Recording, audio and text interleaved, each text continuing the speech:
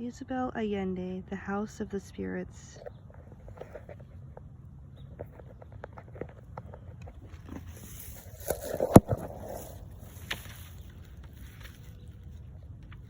Chapter 1, Rosa the Beautiful. Barabbas came to us by sea, the child Clara wrote in her delicate calligraphy. She was already in the habit of writing down important matters, and afterward, when she was a mute, she also recorded trivialities, never suspecting that 50 years later I would use her notebooks to reclaim the past and overcome terrors of my own.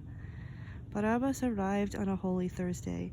He was in a despicable cage, caked with his own excrement and urine, and had the lost look of a hapless, utterly defenseless prisoner. But the regal carriage of his head and the size of his frame bespoke the legendary giant he would become.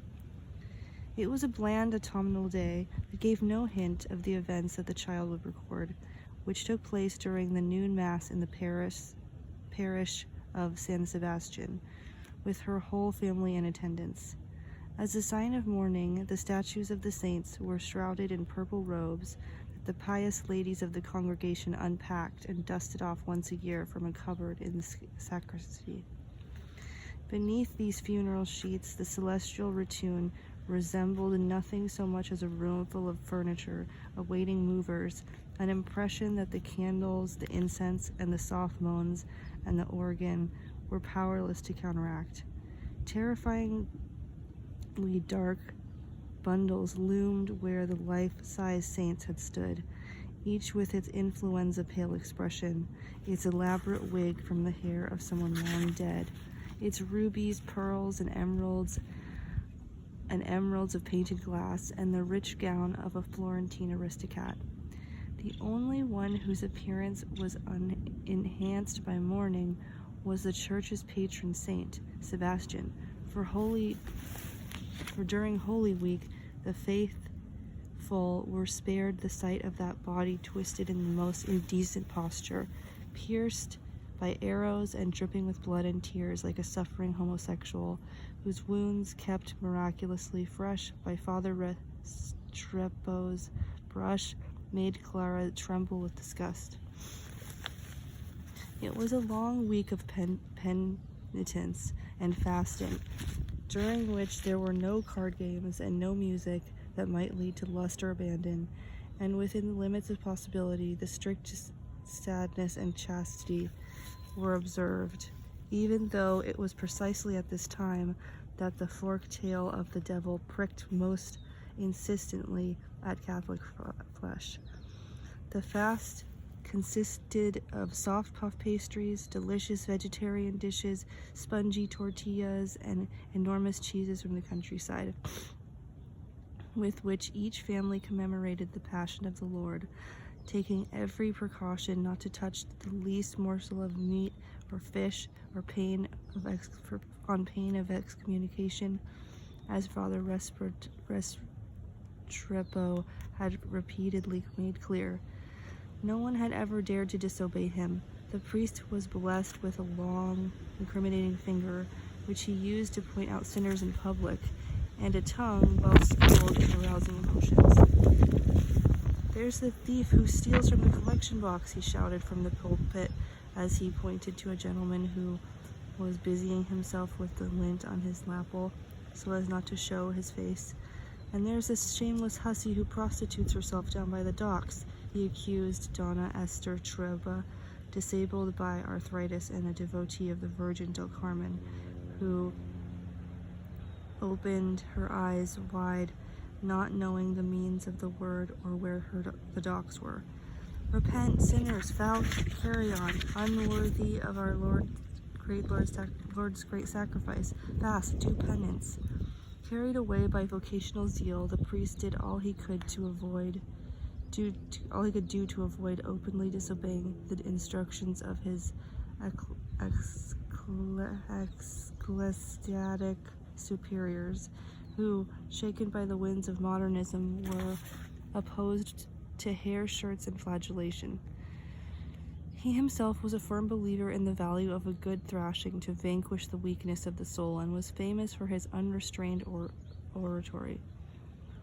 The faithful followed him from parish to parish, sweating as he described the torments of the damned in hell, the bodies ripped apart by various ingenious torture apparatuses, the eternal flames, the hooks that pierced the male member, the disgusting reptiles that crept up female orifices, and the myriad of other sufferings that he wove into his sermons to strike the fear of God into the hearts of his parishioners. Even Satan was described in his most intimate perversions in the Galician accents of this priest whose mission in this world was to rouse the conscience of his indolent Creole flock. Severo del Val was an atheist and a Mason, but he had political ambitions and could not allow himself the luxury of missing the most heavily attended Mass on Sundays and feast days, and everyone would have a chance to see him. His wife, Nivea, preferred to deal with God without benefit of intermediaries. She had a deep distrust of cassocks and was bored by descriptions of heaven, purgatory, and hell, but she shared her husband's parliamentary ambitions, hoping that if he won a seat in Congress, she would finally secure the vote for women, for which she had fought for the past 10 years, permitting none of her numerous pregnancies to get in her way. On this Holy Thursday, Father Restrepo had led his audience to the limits of their endurance with his apocalyptic visions, and Nivea was beginning to feel dizzy. She wondered if she was pregnant again. Despite cleansings with vinegar and spongings with gall, she had been given to 15 children. She had given birth to 15 children, of whom 11 were still alive, but she had good reason to suppose that she was settling into maturity because her daughter Clara, her youngest of her children, was now 10.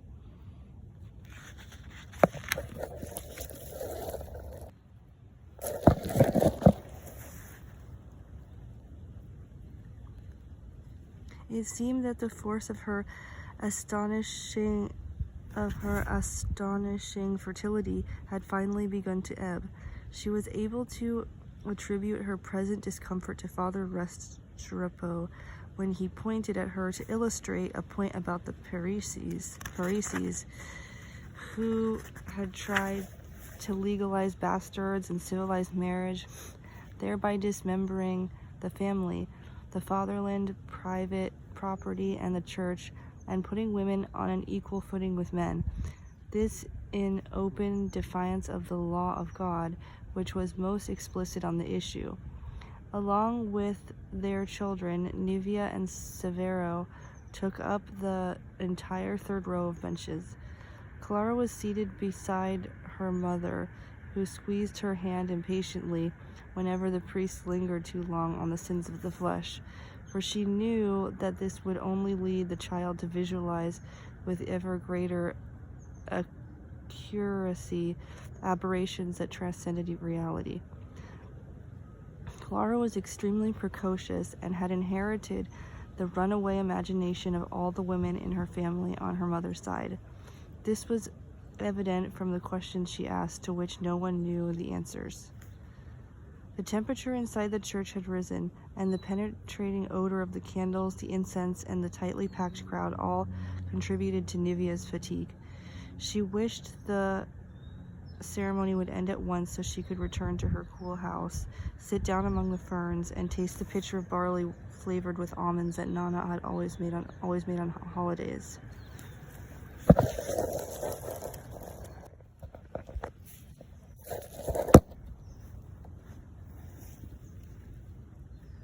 She looked around at her children. The younger ones were tired and rigid in their Sunday best, and the older ones were beginning to squirm. Her gaze rested on Rosa, the oldest of her living daughters, and as always, she was surprised. The girl's strange beauty had a disturbing quality that even she could not help noticing, for this child of hers seemed to have been made of a different material from the rest of the human race. Even before she was born, Nivea had known that she was not of this world, because she had already seen her in dreams. This was why she had not been surprised when the midwife screamed as the child emerged. At birth, Rosa was white and smooth, without a wrinkle, like a porcelain doll, with green hair and yellow eyes, the most beautiful creature to be born on earth since the days of original sin, as the midwife put it, making the sign of the cross. From her very first bath, Nana had washed her hair with chamomile, which softened its color, giving it the hue of old bronze, and put her out in the sun with nothing on, and to strengthen her skin, which was translucent in the most delicate parts of her chest and armpits, where the veins and secret texture of the muscles could be seen. Nana's gypsy tricks did not suffice, however, and rumors quickly spread that Nivea had borne an angel.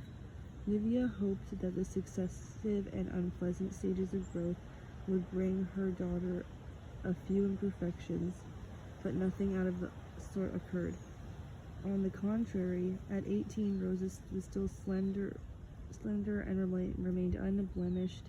Her maritime grace had, if anything, increased. The tone of her skin, with its soft bluish lights, and of her hair, as well as her slow movement and silent character, all made one think of some inhabitant of the sea. There was something of the fish to her. If she had had a scaly tail, she would have been a mermaid, but her two legs placed her squarely on her tenuous line between a human being and a creature of myth. Despite everything, the young woman had led a nearly normal life. She had a fiancé and would one day marry, on which occasion the responsibility of her beauty would become her husband's. Rosa bowed her head, and a ray of sunlight pierced the Gothic-stained glass windows of the church, outlining her face in a halo of light. A few people turned to look at her and whispered among themselves, as often happened as she passed, but Rosa seemed oblivious. She was immune to vanity, and that day she was more absent than usual, dreaming of new beasts to embroider on our tablecloth, creatures that were half bird and half mammal, covered with iridescent feathers and endowed with horns and hooves, and so fat with stubby wings that they defied the laws of biology and aerodynamics. She rarely thought about her fiancé, Esteban Treba, but not because she did not love him, but because of her forgetful nature, and because 2 years absence is a long time. She was working in the mines in the north. He was working in the mines in the north. He wrote to her regularly, and Rosa sometimes replied, sending him lines of poetry and drawings of flowers that she had copied onto sheets of parchment paper.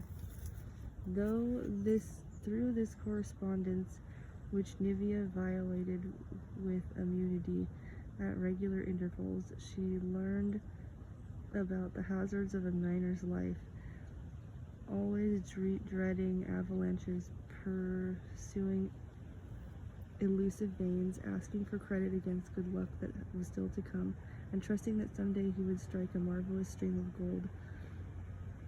of gold that would allow him to become a rich man overnight, and return to lead Rosa by the arm to the altar, thus becoming the happiest man in the universe, as he always wrote at the end of his letters.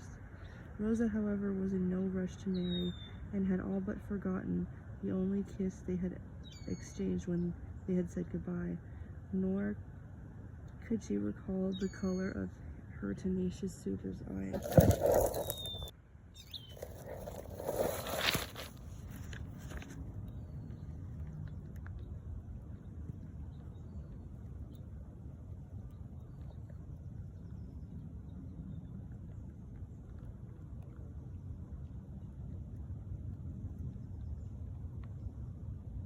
Because of the romantic novels